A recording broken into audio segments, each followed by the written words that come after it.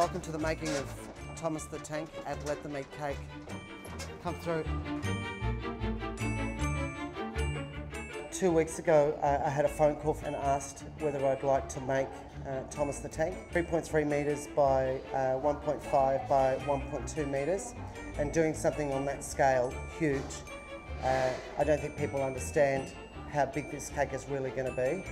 We started with some plans first, and then we got them all made to scale, and then from there we went to ordering all the stuff in, the icing, the butter, the sugar, the flour, the trays, how much baking time we were going to need, all of these things. We've already had 40 boxes of eggs come in, and I'm getting another 30 boxes of eggs just to make sure that we've got enough cake.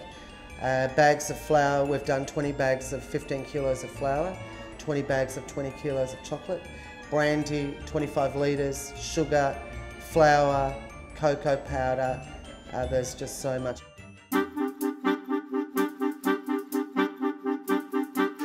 It was built in the shop and then it was ferried out, so we rolled it out at 3 o'clock in the morning so we could be at Flinders Street Station at 5 o'clock, and it was a feat that I'd never done before, but it got here in one piece and it's been awesome. I've been a big fan of the books since I was a child.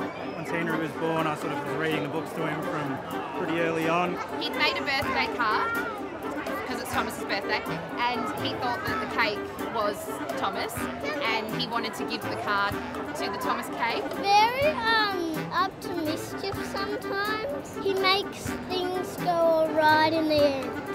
I think it's a piece of magic that formed Thomas the Tank Engine, because he's one of my favourites. Happy birthday to you, hip hip, hip hip, hip hip, yeah.